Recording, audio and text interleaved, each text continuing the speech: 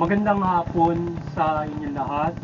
Ito po si Herbert author, promoter ng Bible Lights Promotion. Takibat ang ating pananalig sa ating banal na Panginoon Diyos.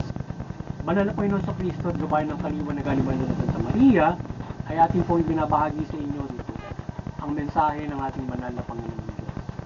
Ang tema ng mensahe ng ating banal na Panginoon Diyos ay idalangin at hilingin natin ang milagro ng Panginoon Diyos mula Panginoon sa Kristo, kakibat ang banal na Santa Maria.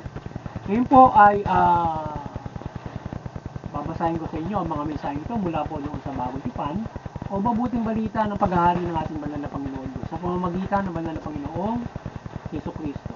At ayon po dito kay Apostolyo, Kabanata 6, talatang 9 hanggang 13. Ito po ang mensahe. Ama naming nasa langit, sambahin nawa ang ngalan mo. Ikaw nawa ang maghari sa amin. Nawa ang kalooban mo dito sa lupa tulad ng sa langit. Bigyan mo kami ng pagkain kailangan namin sa araw na ito at patawarin mo kami sa aming mga kasalanan. Tulad din naman ng aming pagpapatawad sa mga nagkakasala. Huwag mo kaming iharap sa migit na pagsubok, kundi adya mo kami sa masama, sapagkat ang kaharian at ang kapangyarihan at ang kapurihan ay iyong magpakailanman. Ipaputin kay Apostol San Lucas, Kabanata 17, talatang 5 hanggang 6. Ito po ang mensahe. Sinasabi ng mga apostol ng Panginoon, dagdagan po ninyo ang aming pananalig sa Diyos. At Panginoon, kung maging sinlaki man lamang ng butil ng mustasa ang inyong pananalig sa Diyos, masasabi ninyo sa puno ng sikomorong ito, mabunot ka at matalim ka sa dagat at tatalima ito sa inyo.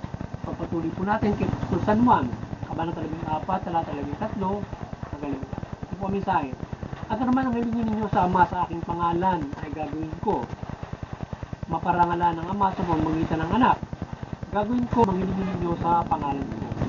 Ipagpatuloy po natin kay Apostol San Mateo, Kabanata 7, talata 7. Ito po ang mensahe. Humingi kayo at kayo ay bibigyan. Humanap kayo at kayo ay makasusumbong. Kumato kayo at ang pinto'y bubuksan para sa inyo, sapagkat tumatanggap ang bawat humihingi.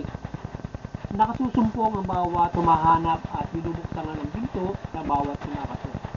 Ito po ang mensahe at salita ng ating banal na Panginoon Diyos. Ating pagbabahagi ng mabuting balita dito sa Bible Lights sa ating pasalamatan. Ang ating banal na Panginoon Diyos, banal na Panginoon sa Kristo at Espiritu Santo. Hindi ng ating banal na Santa Maria. Maraming salamat na Panginoon Diyos, Panginoon sa Kristo, banal na Espiritu Santo at banal na Santa Maria.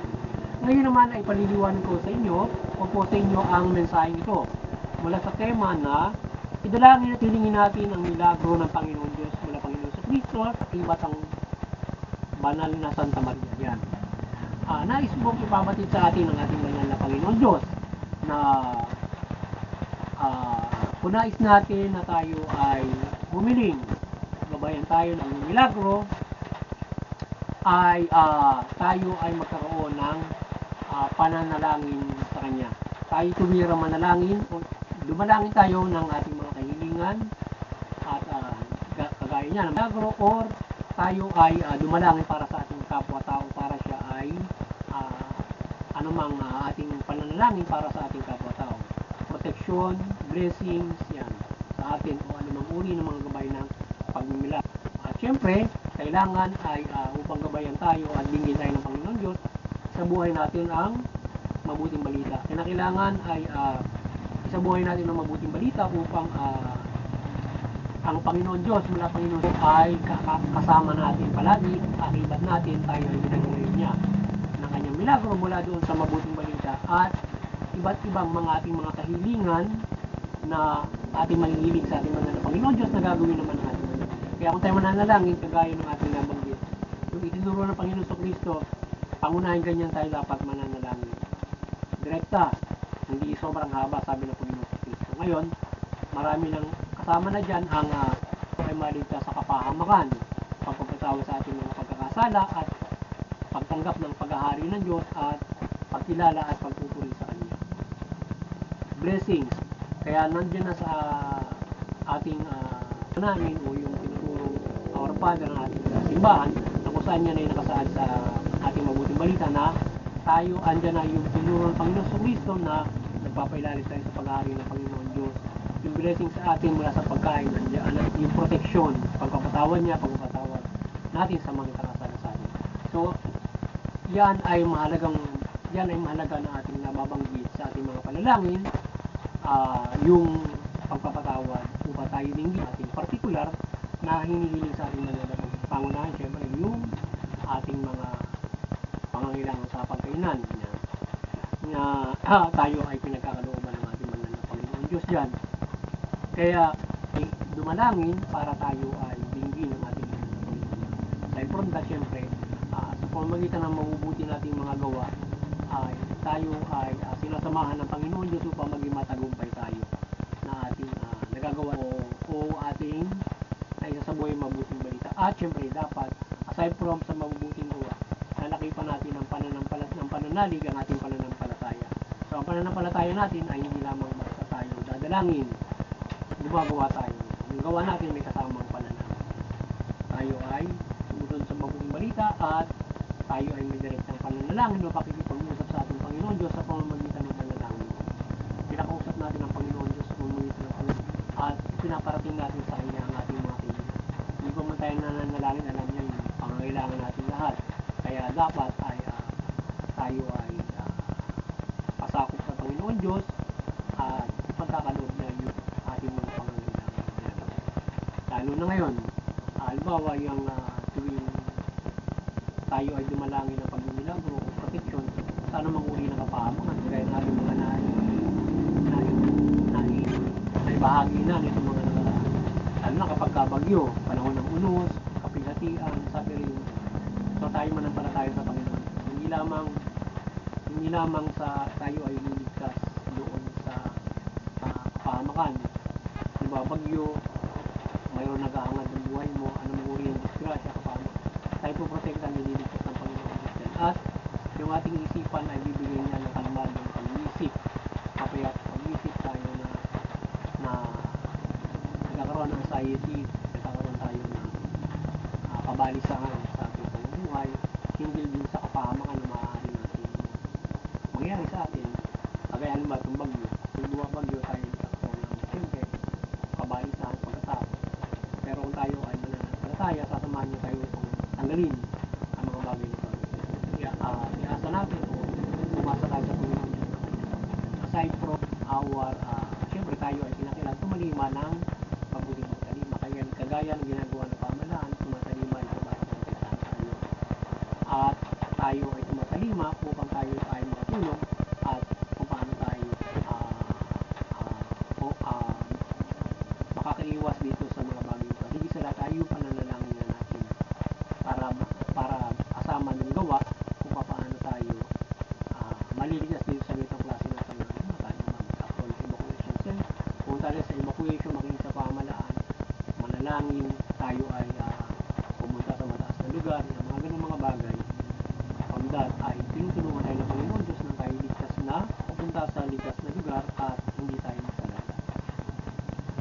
So kaya tayo ay tayo magkaroon ng iba yung pananalangin, pakikipag-usap sa Panginoon Diyos mula dyan sa panalangin para tayo ay kanyang inalangin natin ang ating mga nais na may parating sa kanya, mga pagmamala, mga bagay na ating mga kailangan.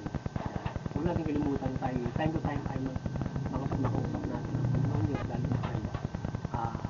lalo na tayo ay nasa sa Pilipo. Yan, hindi lamang tayo sumusunod, magkakasama yan yung direct na nalangin tayo at sumusunod tayo doon sa mabuti. Kasi yung paggawa ng mabuti ay kinakailangan may kasama naman. Kasi kaya tayo yung paggawa natin ng mabuti may gawin ng mabuting balita. Okay. We are, halimbawa, sinusunod natin yung mabuting balita, yung pananalangin para tayo ay gabayan niya ng iba't ibang mga. Muli, sana ay nagabayan na naman kayo ng Bible promotion sa inyong spiritual na buhay at kayo ay magkaroon ng malaking pag-asa sa kaligtasan spiritual at magkaroon kayo ng manatili at magkaroon kayo ng malaking pananampalataya sa ating manlalapang mula dito sa ating binabahagi ninyo at pinapangaral mula sa mabuting balita na kayo ay para sa inyong para sa kaligtasan natin spiritual at manatili tayo at magkaroon tayo ng malaking pananampalataya at pagkakailalim sa Panginoon Diyos. At gayon din tayo ay nananampalataya ng paggabay ng Banal na Santa Maria ng kanyang nananampalataya tayo sa Panginoon Diyos, Panginoon sa Kristo at Espiritu na tayo ay patuloy na paggabayan sa Banal na Santa Maria ng kanyang kaliwanagan ng Panginoon Diyos with Mother Mary na tayo ay kanyang gabayan ng kanyang pagliliwanag at tayo ay bayad natin sa pagtupad ng mabuting balita.